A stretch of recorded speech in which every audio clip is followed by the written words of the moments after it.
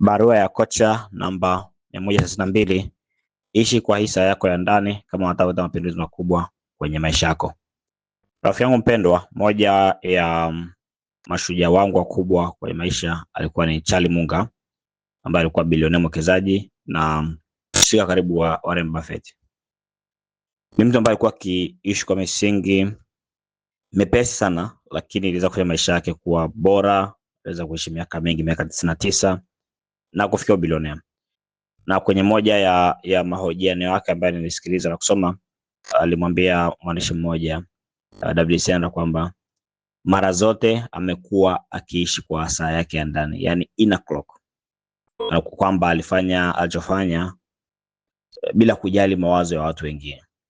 Hata utafakari hili, nimeona jinsi ambavyo kikwazo kikubwa kwenye mafanikio yetu sio kwamba hatujui nini cha kufanya au kipi sahihi cha kufanya.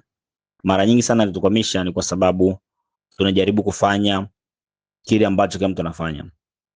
Tunasikiliza sana maoni, maneno, ukosoaji wa wengine kuliko kusikiliza kile ambacho tayari kipo ndani yetu, ile sauti ambayo tayari inatuambia nini cha kufanya, nini ambacho tunapaswa. Kwa hiyo kwenye barua hii nimeweza kueleza kwa kina sana kwa nini tunapaswa kuwa na kufuata saa ya ndani, kwa sababu namba moja, kuwa na saa ya ndani ni kujitambua na kujiamini. Kutambua kwamba wewe ni nani, unataka nini, unataka kufika wapi, lakini pia kujiamini kwamba una uwezo wa kufika kupata kile ambacho unataka. Ukiangalia watu wote ambao waleta mabadiliko kwenye maisha, waleta mapinduzi, waleta uvumbuzi, ni kwa sababu waliamini kwenye kile ambacho kilikuwa ndani yao. Dunia nzima iliona kama wamechanganyikiwa, hawajua wanachokifanya, hawajua wanachotaka, lakini wao walijua kwa hakika ni nini wanataka.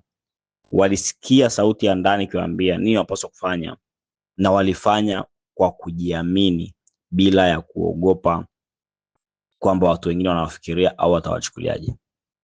Lakini pia kwenye barua imeweza kueleza kwamba maisha ya kweli yanaanza pale unapoacha kujaribu kuwafurahisha watu wote.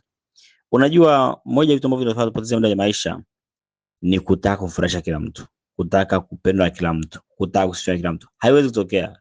Hata ungefanya nini, kuna watu watakubaliana na wewe, kuna watu watakupinga, kuna watu hawatajali. Huo ndio uhalisia wa maisha, na itakuwa wamegawanyika kwa sawa sawa. Theluthi moja watakubaliana na wewe, hata ukifanya ujinga watakubaliana na wewe, watakusifia. Theluthi moja watakupinga, hata kama unafanya kitu kizuri kiasi gani, na theluthi moja hawatajali, wako busy na maisha yao. Kwa hiyo kuishi kwa saa ya ndani ni kujua kwamba hautakubalika na kila mtu, hautafurahisha kila mtu, lakini utafanya kile ambacho ni sahihi. Na hivi cha tatu, nataka nitoe tahadhari kuhusu saa ya ndani, kwamba saa ya ndani ni nidhamu ya kujiongoza na sio kiburi. Sasa watu wengi tuna tabia kuchukua vitu nusu nusu na kuona nitakuwa niishi kwa saa ya ndani, simsikilize tena mtu, nafanya mambo yangu mwenyewe, hakuna kunizingua. Hiyo sio maana ya saa ya ndani. Saa ya ndani inamaanisha kwamba kuna kiburi, kuna kwamba tayari unajua kila kitu au huna cha kujifunza. Saa ya ndani ni kuwa